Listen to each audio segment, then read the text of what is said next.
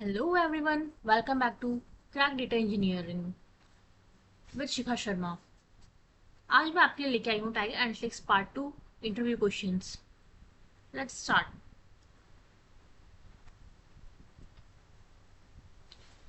Question number 1 is what is data lake tables DLT and what's the difference between batch versus streaming.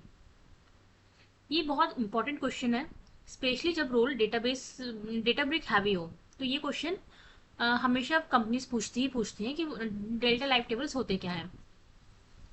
तो सबसे पहले ये समझो कि इंटरव्यूअर क्या टेस्ट कर रहा है। वो ये नहीं पूछ रहा है कि डीएलटी का सिंटेक्स क्या होता है। वो देखना चाहता है कि आपको नॉलेज कितना है, आपने प्रैक्टिकल में पाइपलाइन डिजाइन करी है कि नहीं की है, आपको उनका सेंस है या नहीं है। मतलब तुम्हें पता है कि कौन सा लेयर बैच होना चाहिए और कौन सा लेयर स्ट्रीमिंग होना चाहिए और क्यों होना चाहिए। तो इसके लिए मैं एक सिंपल सा फ्रेमवर्क देती हूँ जो इंटरव्यू में यूज कर सकते हो। सबसे पहले बोलो कि जो हमारा डीएलटी है वो डिक्लेरेटिव है, इम्पेरेटिव नहीं है। ये लाइन बहुत इंपॉर्टेंट है, इंटरव्यू को लगता है कि तुम्हें कंसेप्ट क्लियर है। देन उसके बाद स्टेप 2 बोलो कि डिफरेंशिएट करो बैच और स्ट्रीमिंग में क्या डिफरेंस है। तो कैंडिडेट क्या करते हैं कि बैच का मतलब बता देते हैं कि वो फुल टेबल रीड करता है एंड स्ट्रीमिंग जो होता है वो इंक्रीमेंटल रीड करता है। लेकिन इतना ही बोलने से काम नहीं चलेगा, उसके साथ ये भी ऐड करो कि स्ट्रीमिंग में चेक पॉइंट्स मेंटेन होते हैं। इसीलिए ये फुल प्रोसेसिंग इसमें इसलिए फुल प्रोसेसिंग नहीं होती है। देन थर्ड इज हमेशा अपने आंसर को मेडिकल आर्किटेक्चर से कनेक्ट करो। ब्रॉन्ज लेयर में स्ट्रीमिंग होती है क्योंकि रॉ डेटा कंटिन्यूसली उसमें आता रहता है। एंड गोल्ड यूजली बैच होती है क्योंकि उसमें एग्रीगेशन के लिए कंसिस्टेंट स्नैपशॉट की नीड होती है। एंड देन सिल्वर लेयर जो रहता है वो डिपेंड करता है कि आपके यूज केसेस कैसे हैं। एंड लास्टली जो स्ट्रीमिंग टेबल्स होते हैं वो अपेंड ओनली होते हैं। तो उसमें क्या होता है कि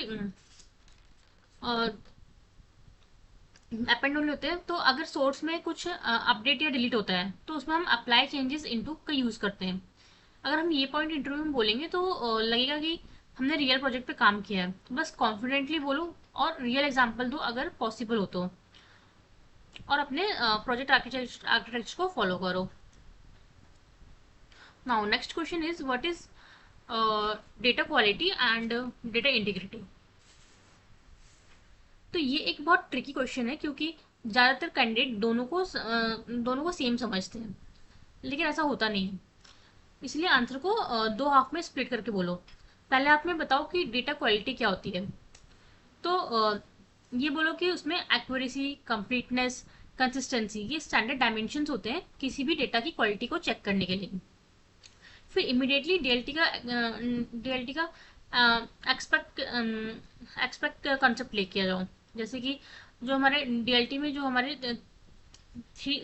तीन टीयर्स होते हैं, जैसे एक्सपेक्ट जिसमें कि वांट कर डेटा को वांट करता है और उसको पास कर दो। Then second one is expect and drop, bad records को ड्रॉप कर दो।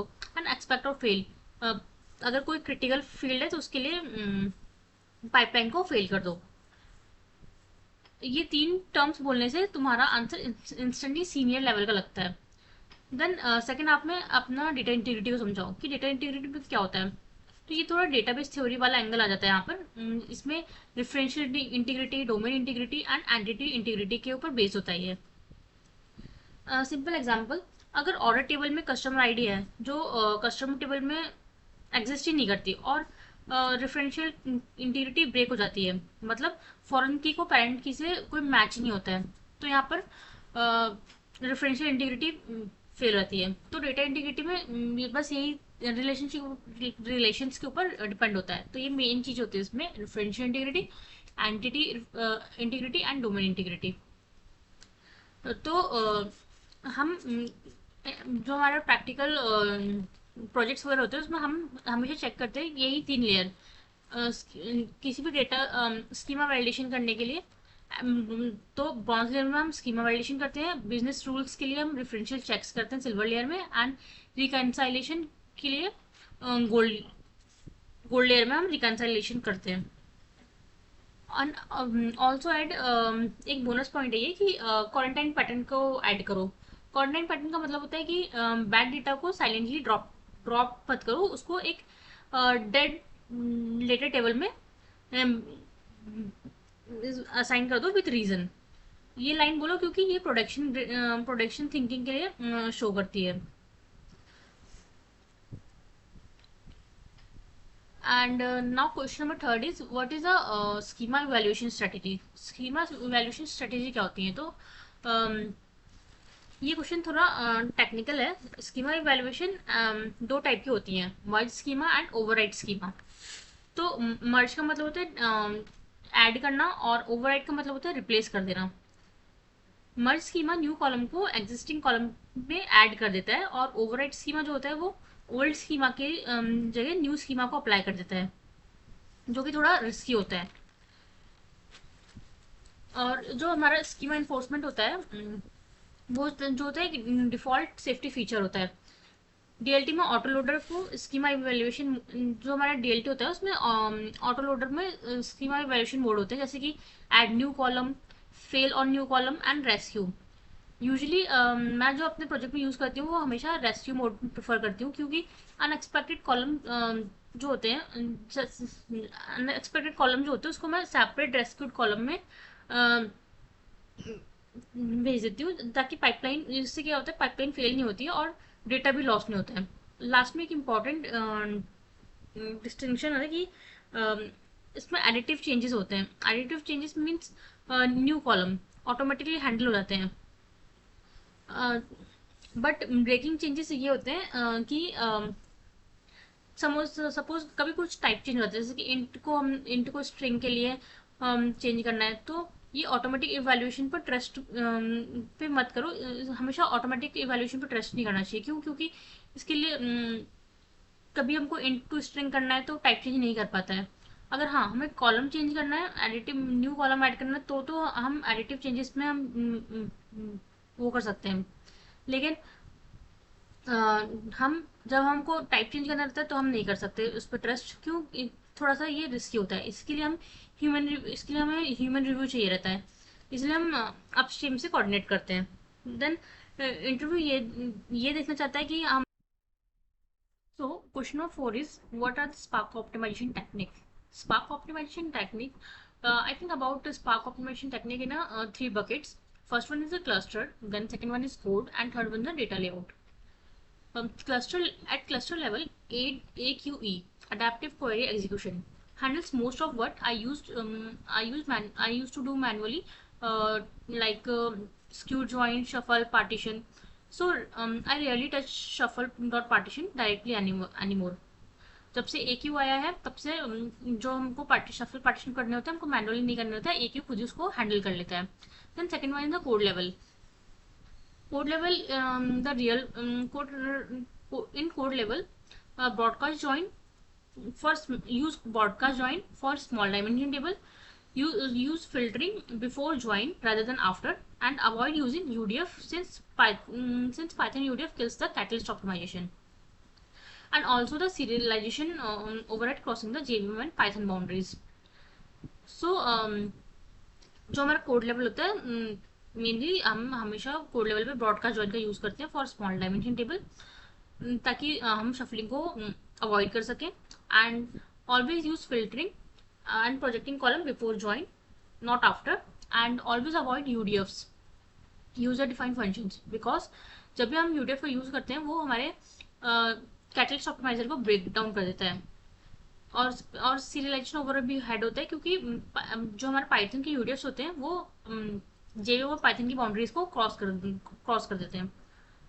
And third one is the data layout level. Data layout level में क्या होता है कि हम यूज करते हैं ऑप्टिमाइज का यूज करते हैं to fix the small file problem, and vacuum का यूज करते हैं to clean up the old file, and Z order का यूज करते हैं हम फ्रिक्वेंटली यूज फिल्टर्ड कॉलम्स के ऊपर फॉर बेटर डेटा स्किपिंग.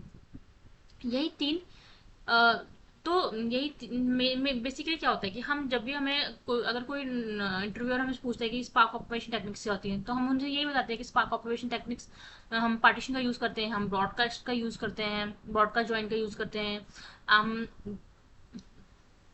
हम क्या बोलते हैं, हम फिल्टर्स का यूज़ करते हैं, हम ऑप्टिमाइज का यूज़ करते हैं, वैक्यूम का यूज़ करते हैं. तो मैंने इन्हीं सारे ऑप्टिमाइजेशन टेक्निक को मैंने 3 बकेट्स में डिवाइड कर दिया है. ये थोड़ा हमारे आंसर को थोड़ा सीनियर लेवल का आंसर बता देते हैं हमेशा। इसलिए जो हमारी स्पार्क ऑप्टिमाइजेशन टेक्निक्स होती है उनको 3 बकेट में डिवाइड करके इंटरव्यू को एक्सप्लेन करो, तो ये थोड़ा बेटर वे लगता है। तो हमेशा ये 3 लेवल याद रखना, cluster level, code level, data layout level. Cluster level में हमारे एक यू ई आता है जो कि एक यू ई आता है जिसने कि मैनुअली पार्टीशन को हटा दिया है। कोड लेवल में आता है हमारा ब्रॉडकास्ट जॉइंट्स एंड यूडीएफ का यूज नहीं करना है, और फिल्टर का यूज करना है before join. And third one is data layout level. Data layout level में हमेशा यूज करो ऑप्टिमाइज का to fix the small file problem, and vacuum का to clean up the old file, and Z order का जो भी column हम बार बार filter करते हैं उसमें जी ऑर्डर का यूज करना। तो ये बेटर स्पार्क ऑप्टिमाइजेशन टेक्निक्स है। Now come to the question number 5th, data partition and how will it improve the performance. तो डेटा पार्टीशन में क्या होता है कि ये एक टॉपिक जो है वो स्पार्क का बहुत अक्सर स्पार्क ऑप्टिमाइजेशन टेक्निक के साथ ही पूछा जाता है। जब भी हम अगर कोई इंटरव्यू पूछता है कि स्पार्क ऑप्टिमाइजेशन टेक्निक क्या होती है, तो हम उसमें पार्टीशनिंग का यूज करते हैं। तो ये उसका एक टाइप का फॉलोअप क्वेश्चन है कि डेटा पार्टीशनिंग होती क्या है और how will it improve your performance. तो इसके लिए सबसे पहले एक्सप्लेन करो कि पार्टीशनिंग होती क्या है, और पार्टीशनिंग का फायदा के फायदे क्या होते हैं। मतलब स्पार्क को पूरा इसमें क्या होता है, पार्टीशन का मतलब होता है कि हमें जो हमारा स्पार्क होता है वो पूरा का पूरा डेटा स्कैन नहीं करता है, सिर्फ रिलेवेंट पार्टीशन को रीड करता है, जिससे कि हमारे आईओ कम हो जाते हैं। तो हम पार्टीशनिंग को कैसे चूज करेंगे कॉलम बेस्ड पे। इसमें 2 क्राइटेरिया होते हैं पार्टीशन को चूज करने के। सबसे पहला होता है कि क्वेरी में फ्रिक्वेंटली फिल्टर का यूज कर रहे हैं हम, जैसे कि डेट और रीजन का, तो उस कॉलम के ऊपर हम पार्टीशनिंग कर सकते हैं। डेल्टा एंड स्पार्क जो होते हैं वो दोनों क्रिएट करते हैं एक सेपरेट फोल्डर को for each value like different date and folder. Then second is cardinality reasonable, मतलब कि बहुत ज्यादा यूनिक वैल्यू ना हो किसी भी पार्टीशन में। लाइक बहुत लोग क्या करते हैं कि ऐसे कॉलम पे पार्टीशन कर देते हैं, लाइक जैसे कि कॉलम आईडी, तो ये एक हाई कार्डिनलिटी कॉलम है। पार्टीशन करने से इसमें स्मॉल फाइल का प्रॉब्लम आ सकता है, हर पार्टीशन में बहुत कम डेटा आएगा जिससे कि फाइल बहुत ज़्यादा हो जाती है। और also you can give a real life example, like मैंने फैक्टेबल को डेट पे पार्टीशन करती हूँ हमेशा, लाइक ईयर मंथ डे, क्योंकि ज़्यादातर एंटिकल क्वेरीज जो होती हैं वो डेट रेंज पर फिल्टर करती हैं। तो ऑलवेज रिमेंबर, जो बहुत ज़्यादा हाई कैटेगरी कॉलम्स होते हैं उनके ऊपर कभी भी उनके ऊपर हमेशा जी ऑर्डरिंग का यूज़ करो, उनके ऊपर पार्टीशनिंग का यूज़ नहीं मत करो। तो ये थोड़ा एक्सप्लेन करने का तरीका है डेटा पार्टीशनिंग का। लाइक सबसे पहले पार्टीशनिंग की डेफिनेशन बताओ कि हम डेटा पार्टीशनिंग करते क्यों हैं, फिर हमें पार्टीशनिंग किस टेबल्स पे करनी चाहिए, एंड देन उसके बाद हमें किस कॉलम के ऊपर हमें डेटा पार्टीशन नहीं करनी चाहिए और क्यों नहीं करनी चाहिए। तो अगर हम एक जेन्युइन कॉलम पे पार्टीशन करेंगे तो उससे ऑब्वियसली हमारी परफॉर्मेंस इंक्रीज होगी। So this is a recap card.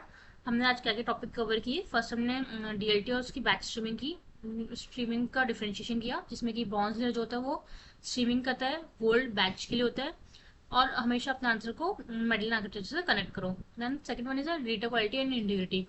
तो क्वालिटी में क्या होता है कि डेटा करेक्ट है या नहीं, ये क्वालिटी का मतलब होता है। इंटीग्रिटी का मतलब होता है रिलेशनशिप करेक्ट है या नहीं। Then third is a schema evaluation. Schema evaluation 2 type के होते हैं। First one is a merge schema, जिसमें कि कॉलम्स ऐड होते हैं, एंड ओवरराइट स्कीमा, जिसमें कि रिप्लेस होते हैं। रिप्लेस के साथ एक रेस्क्यू मोड भी रहता है। Then spark optimization. Spark optimization में क्या क्या चीज़ें होती हैं, एक यू ई का यूज होता है, ब्रॉडकास्ट जॉइन का यूज होता है, एंड अवॉइड यूडीएफ। इन सब चीज़ों को मिला के हाइएस्ट लेवरेज होता है और लोएस्ट एफर्ट्स लगते हैं। Then partitioning. पार्टीशनिंग क्या होता है, हमेशा पार्टीशनिंग करो एक वैलिड कॉलम के ऊपर जो कि जिसमें फिल्टर ज़्यादा यूज होते हैं, उस कॉलम के बेसिस पे हमेशा पार्टीशन करनी चाहिए। लाइक डेट, ये एक लो टू मीडियम कॉलम है और लो टू मीडियम कार्डिनलिटी है। एंड सेकेंड वन इज, अगर कोई हाई कार्डिनलिटी का कॉलम है तो उसमें हम क्या करेंगे, जैसे कि आईडी कॉलम है, तो उसमें आप क्या करेंगे, हमेशा जी ऑर्डर का यूज़ करो। तो यही था आज का हमारा टाइगर एनालिटिक का पार्ट 2 यही फिनिश होता है। अब मैं आपके लिए लेके आऊंगी एक न्यू कंपनी के इंटरव्यू क्वेश्चंस, तो उसके लिए आपको मेरा नेक्स्ट वीडियो का वेट करना पड़ेगा। So thanks for watching, like, subscribe and share, and also leave your questions in the comment below and I will give you the answer. Bye.